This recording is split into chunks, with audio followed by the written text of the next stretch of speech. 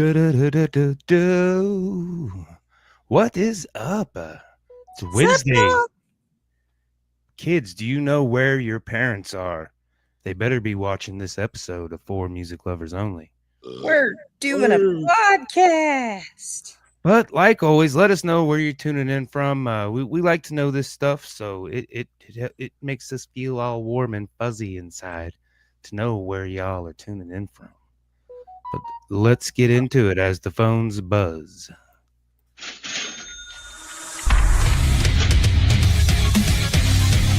Welcome to For Music Lovers Only, a podcast where each host makes a top 5 list of their favorite songs from this week's topic. Each week is a new topic. Tune in, I dare you. Music. Lovers Only. I'll say Sup, this. y'all? I don't care where you're from. I just care if you're here. Yeah, there you go. There you go. So, oh my goodness, I keep hitting I need to get an actual desk, I think, maybe. I'd be hitting my knee all the time. But if I had an actual desk, it'd feel like work, and I work enough. Yeah, you'd still hit your knee. It'd just be harder, probably. Just be harder, probably. What's up, Sontia? What's up, Coach? How you all doing tonight? I'm here. I'm not feeling the greatest this week. Not your fault. Nobody's fault. Nobody's fault.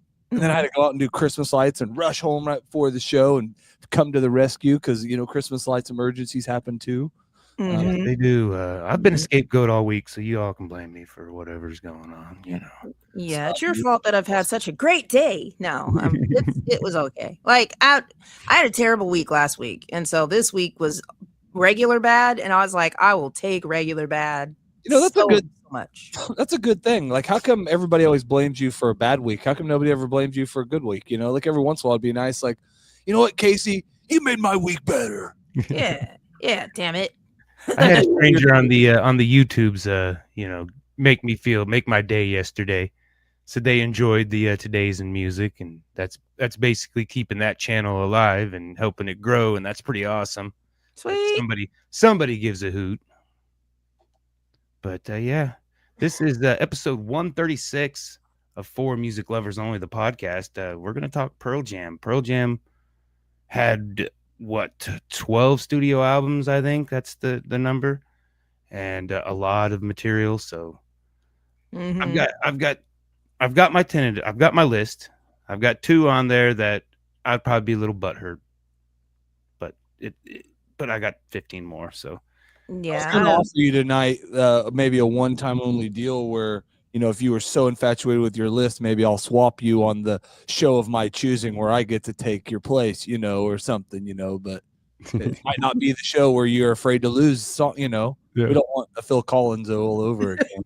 Well, I was, I don't know if I brought it up last week. I was thinking maybe for the next round of artist picks, when we do the spinner, if it's your artist and you get spun by the spinner, then you get to pick who goes first. But that would probably be a pretty rare occasion, I think. I don't know. But like I say, it's my list. If we spin and I get chosen on the spinner, then I get to pick which one of you get to go first. Not tonight, for the future artist, because it wouldn't be. You're looking lost. Do you know? That's so complicated. No, how we're doing it lands on me. I say Sontia gets to go first, and Josh, you're going to lose. An idea too. It was just an idea. So I don't know, but I think I don't think there'll be too much crossing over. There's 2. Oh, I get it now. No. Okay, that's cool. Yeah. We need a light bulb icon coming up above her head. Maybe I was like, why are there so many rules? This is supposed to be free. This is freedom. Freedom. This is our musical gift to you. This is like our little Christmas presents that we're putting under the tree. Even though I'm still bah humbugging it, but I haven't got any presents under the tree yet. I tried to get some done Saturday. But like I was telling Sontia, I went to an event with Kevin, and it wasn't my cup of tea. It was a group. It was cool, but I'm old, and 6 hours of doom, doom, doom, doom straight. I mean, I had headphone or earplugs in, thank God, or I would not have survived because my sinus infection took hold that day. And so I was already uncomfortable. I was uncomfortable being there because I don't fit in there. I don't fit in there at all. It was very awkward all night. And I did it till 1:30. And that's late. I was totally gonna be there, and then I got sick, and then I had to stay at the house. I missed so much stuff that weekend. It was such a weekend. Yeah. But I was excited. What's up? So, how you doing? Like I said, we're gonna talk Pearl Jam. It was pretty easy for me. They're like part of the big four of grunge. You got Pearl Jam, Nirvana, Soundgarden, and Alice in Chains. But Eddie Vedder just doesn't seem to have that darkness, that depression that Lane and Kurt and Chris had. There was a lot of darkness in them three guys, and they are the face of grunge. They are who everybody thinks of when you think of grunge is Pearl Jam, Nirvana, Alice in Chains, and Soundgarden. And I mean, yeah, there's more, but those were the face. And I don't know. I didn't really appreciate Soundgarden. I liked 10, the album 10. I do not like the song Daughter, and so I never gave it a chance then. I clicked on Daughter, and immediately those feelings rushed back. So I skimmed right over verses. Maybe one of these days I'll give it a chance, but wasn't this week. And then, like I said, Vitology is the one that really made me fall in love with them, and the next two after that, and really good albums. And so, and like I said, then I kind of Your rough show with them until I went back, and then, like I said, they had, like Coach was saying, they had a new album. What, last year? Yeah. Yeah. So, yeah. That's it. Daughter is probably my least favorite Pearl Jam song, but hands down, yeah. It's definitely not my least. It's actually, I don't know what. There's something about that. There's a reason, kind of, but anyways. Oh, we forgot about Bush. Glycerine. Don't let our days go. What? Okay, I'm sorry. What's a platypus apocalypse? What is that? What's a platypus apocalypse? What's your vibe? Maybe is that maybe a band? Yeah. I don't know. Or is that a way of life? That sounds like a way of life. Apocalypse. Wasn't there if you're a platypus, detective? you would definitely survive the apocalypse because you got all sorts of different stuff. A lot of things going on. Band. See, it sounds more like a band name than a way of life. Thanks. Yeah. Thanks for setting the story straight. But before we get into it, let's Sontia is going to be rock starring it up. She's got this weekend, Saturday, at the Barleycorns. Doors open at 7. Music starts at 8. Bunch of Nest Records folks going to be there. I don't know who all is going to be there. Oh, Stephanie and Kevin's going to be painting. Stephanie Nash from Mopig. She was just on. Yeah, it's going to be a blast. Yeah. And the 21st is the last thing you want for holidays is a Leland Christmas, a Tim Leland Christmas.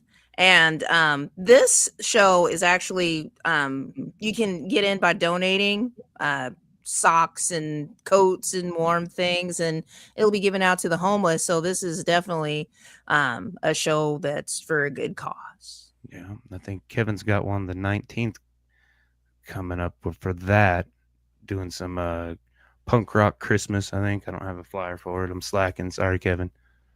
But then the final of the year, Mr. Kevin and the Hatrix Coalition, joining Sontia, Apathy Unit, Hey Radio, and Charlie Abbott and The Way It Is. That's New Year's Eve, dummy. At Kirby's Beer Store, I thought about getting out, but me and the kid, we do it every year. We just hang out. I don't think we've gotten out. And like I said, like I talk about, it's amateur hour. The drunk people, drunk idiots. I don't even want to be on the road. I'm going to be in the bar with all the drunk idiots. Yeah, I'm gonna. Since the kid came along, I don't do New Year's. I don't go out. We just stay at home and beat some pots at midnight. Beat some pots. She gets Going she's to- over it. I'm going to Margaritas for New Year's Eve. Sorry, they're closing, and I just, I'm going to try to make some offers that night on the place before it does. Man, are they going to have a thing? That's pretty sad. Oh, they are. Oh, man. I remember seeing that on the news that they were getting ready to close. Yeah, that's sad. A lot of things close, and technology and everything. Just a lot of stuff going by the way. It seems like our generation, there's a lot more. It's always happened. But I think here, especially in the last 5 or 6 years, a lot of closing. A lot of art. Yeah, a lot of opening too, though. So Yeah, it's a weird economy, but it's a regular economy. And yes, I do know you, but I had no idea that your band name was Platypus Apocalypse. I had no fucking clue. now I'm glad I do. All right, you got that spinner handy, Coach. Let's get into this thing. Spit. Ha! Ain't no chance of it landing on you on this one, Josh. Nice. Whee!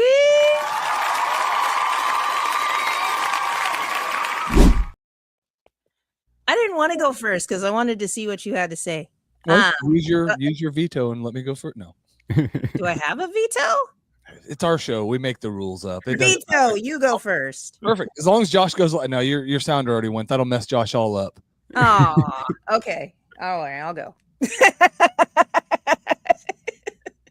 So anyhow, the one thing that I really enjoyed was listening to Pearl Jam like all week. All weekend was Pearl Jam. I just was Pearl jamming it up, and it brought back so many memories.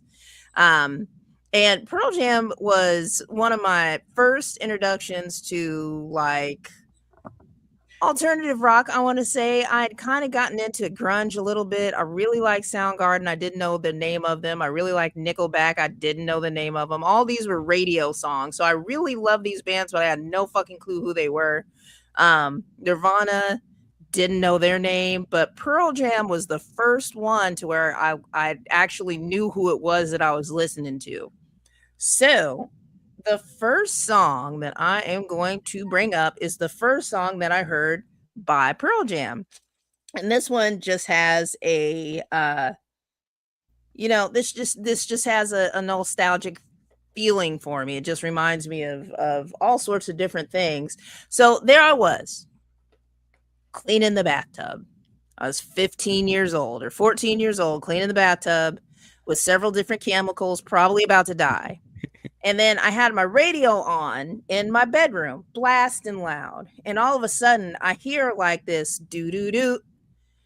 And I was like, what is this? And it was just like this melodic sound just coming from the other room. And then all of a sudden Eddie comes on and he just starts singing just like this heartfelt song called Yellow Ledbetter. Yeah. And Yellow Ledbetter, I still have no idea what he's saying. I'm pretty sure I don't know what it's about, but it's all emotion. One thing that I really love about Pearl Jam is the emotion and the fire that's in their music. Sometimes they try to prove a point, but most of the time they're just talking about shit, So Yellow Ledbetter is going to be my number one, just because it is, just like thinking about it just reminds me of just how I concluded that music can have a certain type of like dirty beauty to it. Yeah, is what I got out of Yellow Ledbetter, because it was still rough and it was still rock and roll, but it was also just very much love. It was very much softness still in it, and vulnerability. So that's going to be my number one. yeah. Fun fact on that one is it was meant for 10, but Yeah, it was on like the B side of Jeremy. It wasn't even like a main song. Like, a couple of their biggest songs weren't like released at the right times or even meant to be as big as they were. Like in 1992. The interview I seen, they all kind of blame each other for the reason it didn't make it on there. And like, well, he so and so didn't really like it then, and then I'm like, no, I loved it. You didn't like it, you know. And it was that kind of thing. They're kind of arguing in the, not really, you know, arguing because it's, you know, Pearl Jam, the same four guys basically. The drummer has been, they've had several different drummers throughout the years, but Their drummer now is, oh no, I'm thinking about Nickelback's drummer. He is hot. I just wanted to bring that up. Go ahead. that was it. You're right. You go. I just saw him yesterday and I was like, what? Like, I can love Nickelback anymore, right? Okay, number 2. Number 2 is going to be from the album 10. And I have a story about that. So there I was. Just moved. Oh my God. Okay. All right. So I lived in Oklahoma. I had to leave with my 1-year-old son. Big trouble, just terrible shit going on in my life. Moved in with some family, was really tired of that. Finally moved into my first apartment by myself. That was like 2-bedroom, kind of roachy, kind of gross, but still mine. $325 a month in the ghetto. All the days. And I was super poor, but I wanted some new music. So I went to the thrift store and I picked up this tape. And it said Pearl Jam on the front, but it didn't say what album it was. It didn't even have the actual cover. It was like a piece of paper that was in there. Yeah. But it had the actual cassette tape. So I took a walk that day after I got it. I put the tape in my Walkman, and the first song that played, which actually isn't the first song on the album, so I have no fucking clue why it played first, was Release Me. And that song to me is just really about redemption of sorts, wanting to fit in and be accepted by somebody, but then deciding that you just want to be released from that acceptance. And it's a fatherly sort of situation going on. But oh my God, Becky, like it got in my throat, it got in my chest, it got in my heart, because I could feel the tensity. I could feel the tension in the song. Like he just wants his dad to love him, but also he wants him to leave him alone. And I got that so much, especially with leaving my family at that point and going to live in hell just so that I wouldn't have to stay with them. Like it was just like it was a pinnacle moment for me to where I understood that somebody else understood, you know.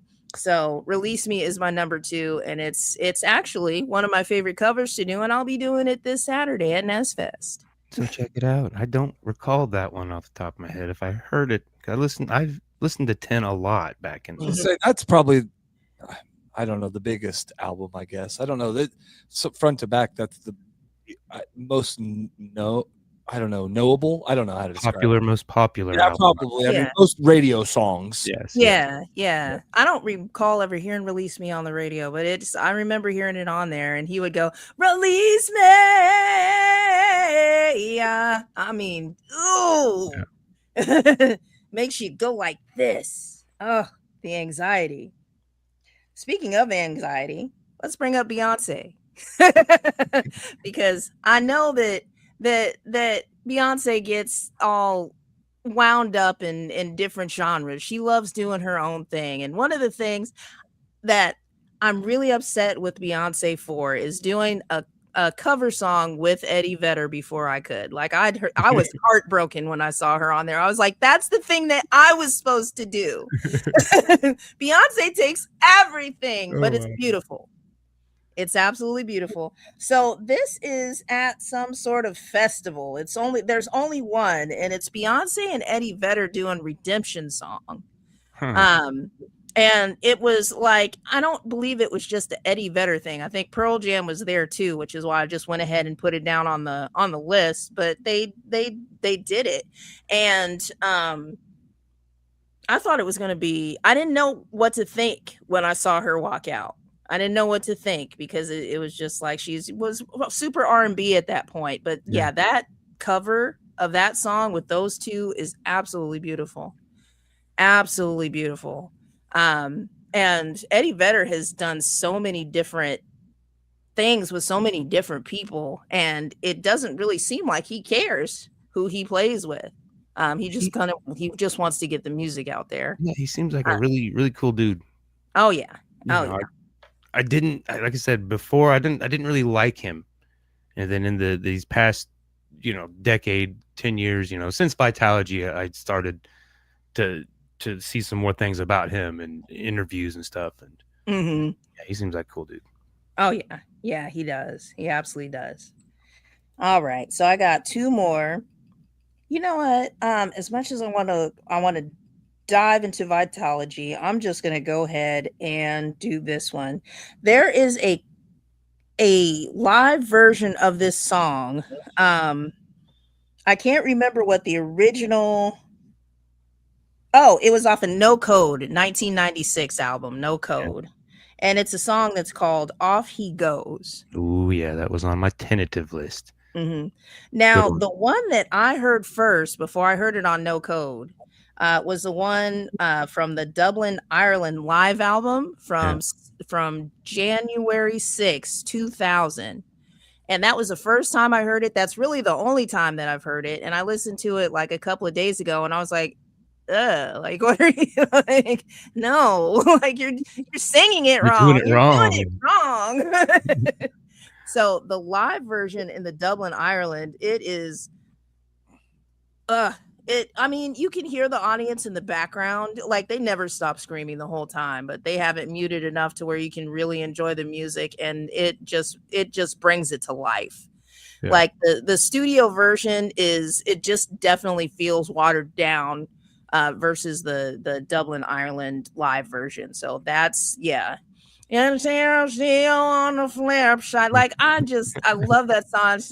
He has been tried. I don't know what that song's about. I don't know what the song is about. I take it as like watching like a parent die, because I think of Dad when I hear it, and kind of watching him die. But the more I listen to the song, because like I said, it was on the tinted, I listened to it a lot. It's kind of like maybe dementia, maybe losing someone to dementia. They're still there, but they're gone. I don't know. I get What's up, Michelle? How you doing? Hi, Michelle. Dreamcatcher Photography says, Eddie Vedder, if you're out there listening, do a song with Sontia. There you go. Redemption was really cool. Sweet. So that is my number 4. And then finally, my last one is off of their new album, Dark Matter, which I never didn't hear until I started researching Pearl Jam. Dark Matter has quickly become one of my favorite Pearl Jam albums. I like how it stays true to the old sound, but it still kind of pivots to a little bit of new as far as the lyricism. Like the style doesn't really change, but the subject matter is more attuned to what's going on today. Yeah. And this song, which is called Won't Tell, like, oh. So when here we go. We're getting emotional. When I first came to you guys, I was a broken fucking mess. Like, I'm sure you guys don't know how bad it was, but it was really, really bad. And I love saying how much I appreciate you guys, because you are just awesome people. And I love this show so much. And it's such an outlet. But I had just given up. Huh? Ditto. Thank you. But like, I had just given up on love at that point. Like, I was done. Like, that's enough. I can't do this anymore. And besides that song by Steven Seagal, this is the second song that has renewed my hope and just love. And I made Coach disappear again. That's just and what I really, really love is that it's just talking about loving somebody so much and then just waiting for their message to come through. Yeah. He's like, I'm just waiting for your message to come. And that's it. Like it is essentially just walking through a day, being in love with somebody, and then he gets to the point to where he's talking about how he's a little bit broken and a little bit chained, but like whoever it is that he's with can feel it. And can you heal? Can you feel the chains of my heart? Like it's such a beautiful, amazing, wonderful, uplifting, and hopeful song. Yeah. And Eddie Vedder is real. Like his subject matter and everything that him and the band write about is just real life trauma that they find a way to the light through every time. Every time there's always going to be an outlet, even if it's just like, I didn't give up today. So yeah, so that just reminded me of that whole journey.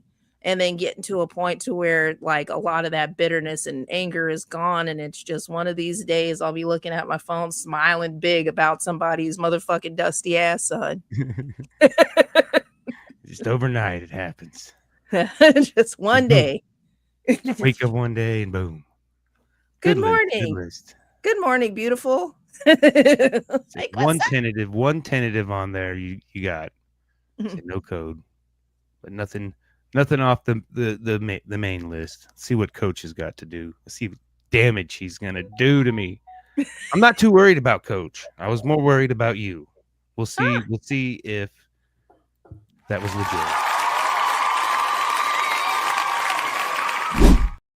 I accept your challenge. No. He looked at your list before the show. Yeah. It's funny. Me and Amy were listening to so much, and I'm like, oh, I got to use this, got to use this, got to use this. And then there's a bunch of ones that weren't the radio songs and that, but it's like, for me, like you kept listening to these songs, especially from like 10 or from some of them. And it's like, man, I don't know if it put me in 93, 94, but it put me in 96 through 98, 99. If we've talked about that, those were the prime years for Coach. Those were great years. There was a lot of bad stuff that happens, but I don't remember it because there was so much good stuff that happened. Those might have been some of the worst years of my life. I don't know, because there's good stuff that outweighed it. Doesn't matter. That was so much fun. I couldn't care. The trauma was beaten out by the victory and just whatever. So, the glory days. I'm gonna start where Sontia left off with 2024's Dark Matter, and I'm just gonna go with Dark Matter. I had like this Led Zeppelin, Greta Van Fleet, I don't know what you want to call it, takeoff to it. Had a bunch of different sounds, but it was like a complete, almost to me, if I didn't know that was Pearl Jam, I wouldn't have known that was Pearl Jam to start. Just a little bit different sound, but you definitely have the Eddie Vedder and have their stuff in there. But that song, what's that? They definitely, you couldn't accuse them of sounding the same. They definitely did not. No, they were all over. I mean, but their albums would kind of maybe have a more feel or a theme to them, I would say, but no album was like another album. That's what I would say. So there were some albums that weren't maybe my jam as much. No Pearl Jam intended. Anyways, that's my number 5. My number 4. This is from Yield from 1998. And this one, I think I'd heard one other time because I have one friend that's a pretty big Pearl Jam fan. But other than that, again, I've just never done enough research. This song freaking like hit me. It's like from what I just said from my number 5, Dark Matter, this is completely the opposite. This is Do the Evolution from Yield 1990. Did I take one? Number 2. I feared it. I'm just glad it made the list. It's been on my list, so it's all good. It had like that bebop feel. It had like that rock, bebop, grunge. It was like the craziest mix of music, and was freaking awesome. And I know I've heard. Maybe it was you. For me, it was the video. It was the video. I've used it on something. I don't know, but I don't remember you using it, but I'm not going to deny that you didn't. Yeah, I definitely did. But Seth MacFarlane, the guy who drew Spawn, he animated the video, and it got banned on MTV. And so, this was what 96. So I had internet then and YouTube, so I could watch it. 98. Yield, yes, 98. So yeah, the video was freaking amazing. I love the video. I've got a project that if I ever get enough steam on it, that I want that to be the the theme song for. Sweet. I wasn't allowed to watch MTV. Yeah, we talked about that before. At that time. Were you allowed to watch VH1? Not really. Wait, this is 1998. Yeah, I was you were. 17. I don't know. Anyways. Yeah. I was VH1, kind of like I could watch the summer stuff. Okay. Well, hanging with the Weasel. Yeah. Like Spring Break and then freaking what was it? Total Request Live.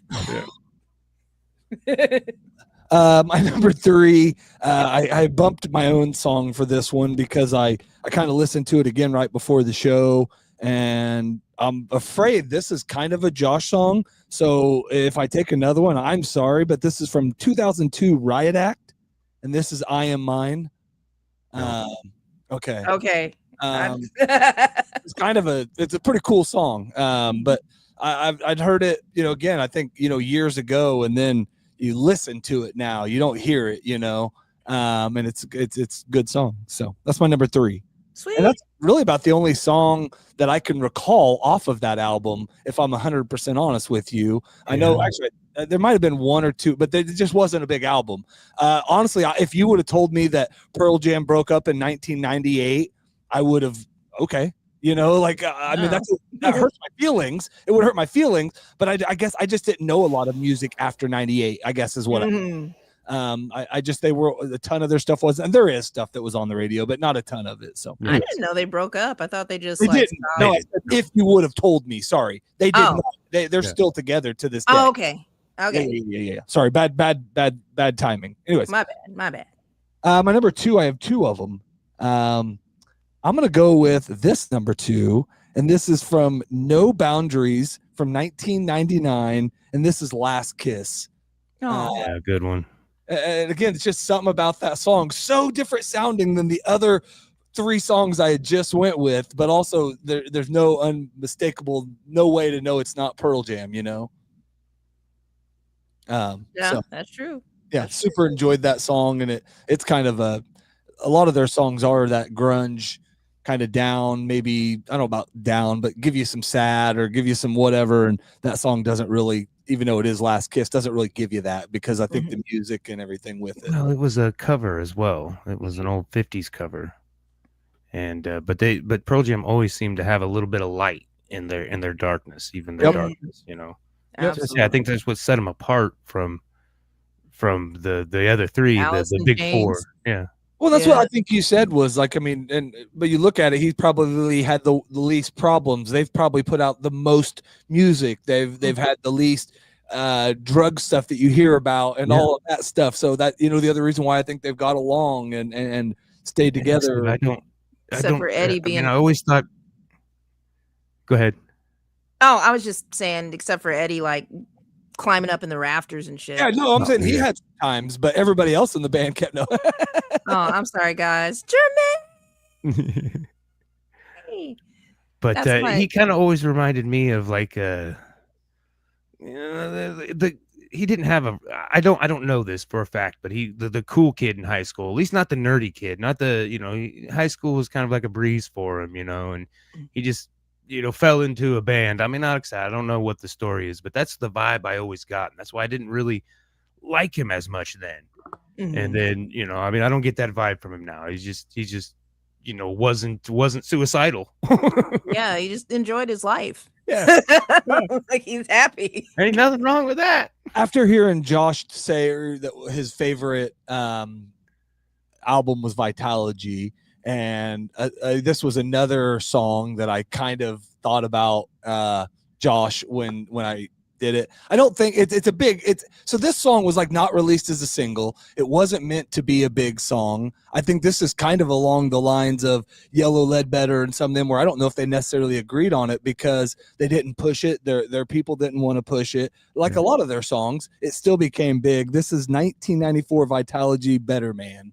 Good song. I love that song. And that's like, to me, is almost, if that is like 100% quintessential Pearl Jam. That whole album, there's not one song on That there. is, All the yeah. weird ones, the Bugs. I know Bugs has made the list, Oh and that's yeah. just so quirky. I'm sitting there listening to it. I remember buying it and then putting it in my headphones and listening to it, and it come to that, and I'm just like, It's so what on earth random. is going on here? Yes. I got Bugs. Good. I only stole one. I feel good about it. Yeah, so that was your It's hard five. to not use 5 songs from 10, to be honest. They're all the rest of my songs are from 1991 10. So Well, I put one on 10. I didn't have any that were 10, and I replaced it with Evolution. okay. Evolution was bumped. Okay. Yeah, I got a good eclectic list. I think most of them are from 10 though. No. Yeah. And I then think, again, all yeah. their biggest radio songs I think were from 10. I think if you look like probably their top 4 Yeah. songs are from that Yeah. album. Mhm. And then Daughter, of course. Everybody loved Daughter. Don't go But anyways.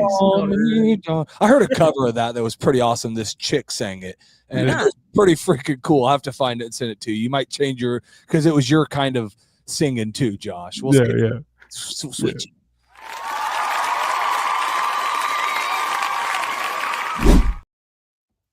All right. Like I said, I had my list done 2 weeks ago. So I've just been listening to these 20 songs. I had 20 songs. I already knew my 5 right off the top of the bat. I didn't go all Vitology, which I wanted to, but I didn't. And let me get back to I didn't type it up like I normally do, so I must find it on here because I figured there would be some dinging. Because last week we didn't have any dinging with Sublime, and so, but I knew it would come back. Yeah, but you only lost 2, so no 1. I mean, yeah, unlike me having to rewrite my whole Alabama Shakes list. Phil Collins it. My number 5 is off of the No Code album, and it's a Smile. And it's what was it?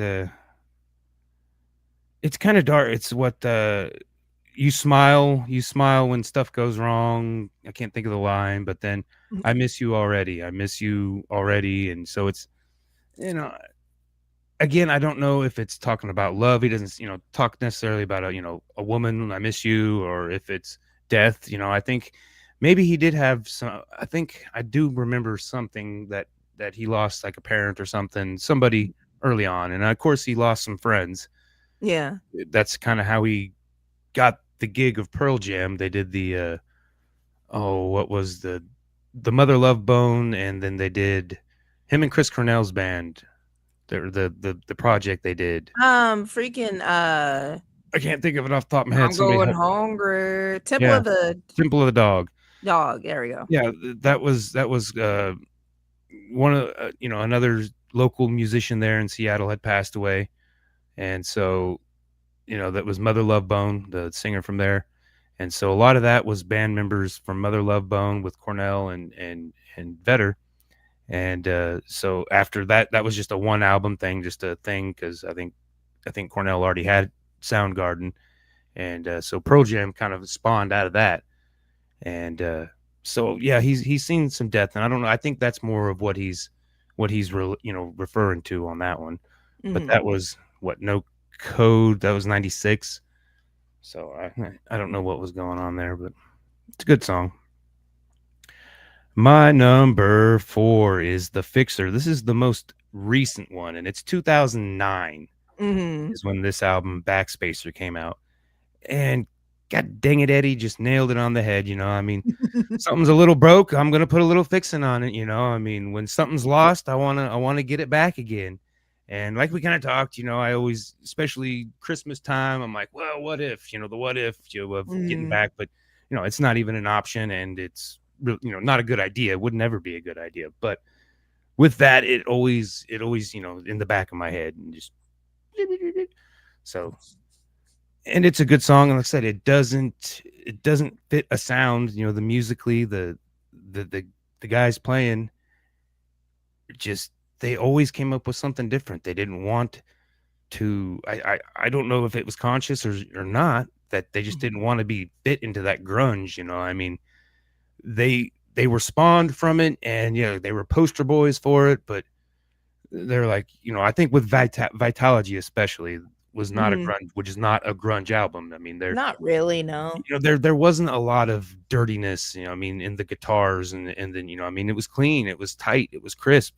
And then, like I said, with Vetter always having just a glimmer of hope in all of the bad shit, I mean, there's always hope. Always.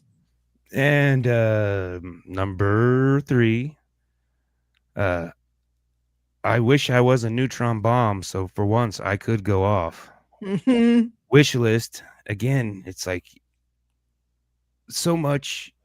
I don't want the pity party bullshit, but with all of the failures, the not going right and everything, it's just like, goddamn, for once I wish I could win here. Can I get a W? I get it. A W all day long. But gracefully, lose gracefully, right? That's what they say.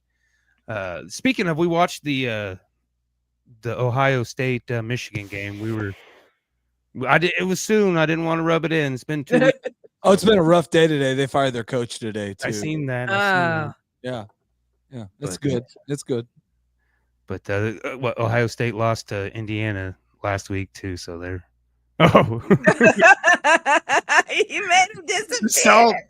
Salt on the wound. Ouch. But yeah, coach wishes for a better coach, I guess, for the team. Better. No, he got fired for some I don't know exactly yet, but well. Uh-oh. Yeah. People are getting fired for some I don't know a lot today. My number 2 was Do the Evolution, because like I said, that song really amazing song.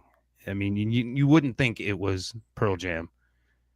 And it's so brilliant. The lyrics are brilliant. The video with, like I said, with McFarlane doing it. So I went with the Porch off of album 10. And just because it starts off right in your face, I can't remember what the lyrics are because I didn't have it on there. I'm tired of looking at my phone trying to find it. So, but the Porch off of 10, it wasn't a radio album because it says fuck in like the first two lines of the, what the fuck do you want from me, or what the fuck is going on? And I don't think I know what you're talking. I know the song, but I can't. It's not. I think that's the song, but all right. Anyways, number 1, Corduroy from Vitalogy. That song just kicks me in the nuts all the time. It's a great song, and it's like I know I'm gonna end up alone, and that's the line. And what I borrowed part of a line, because you're finally here and I'm a mess.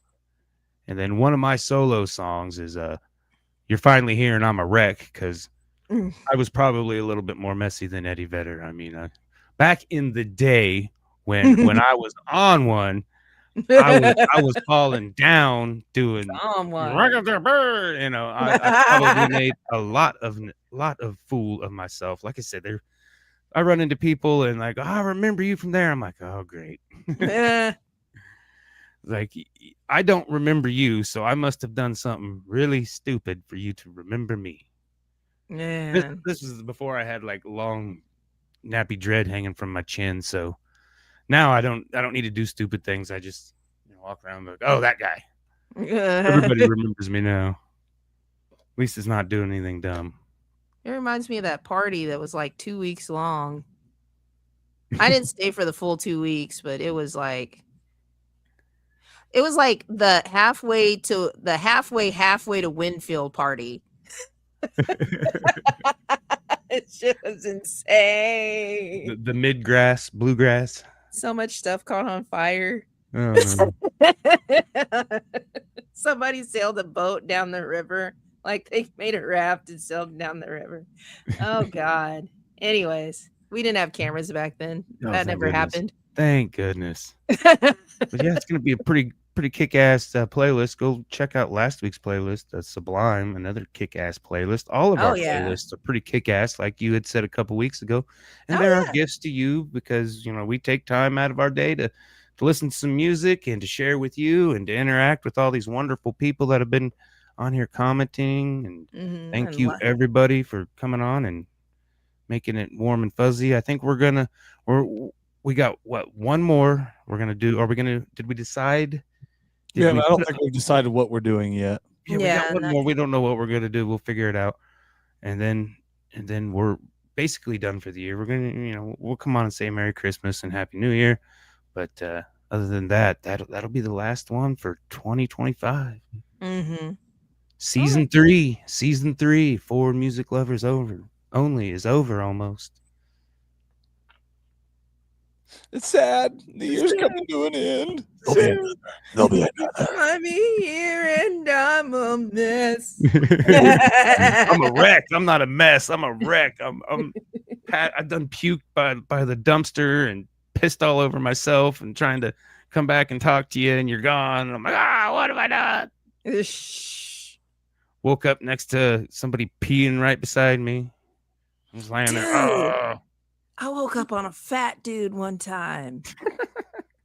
He was enormous, and I think I passed out. I thought it was the couch, and then I woke up and it was a whole ass dude. Oh man. Best sleep I've ever had. Best sleep I ever had. Thank you. You hit the playlist. Always epic. Always epic. The show may not be, Coach, but the playlists are. The show is epic. This is an Always epic show, epic. and we're awesome. Man, I was told I haven't called us epic since I got scolded. I get scolded this weekend too. I got scolded today too. I don't know what the heck is going on. You promised another it's just like I felt like we were just put to too high of expectations every show. So like, I'm not saying we don't do one, just like it feels like it was a lot of pressure. Everything we do is epic. We shit gold and piss. What's Ricky Bobby say? I don't remember. All right. Well, thank you guys. Thank you, Coach Sontia. And like I said, we'll be back next week. We'll figure out what on earth we're going to do and how we're going to do it. And we'll go from there. All right. All right, everybody. Thanks for coming.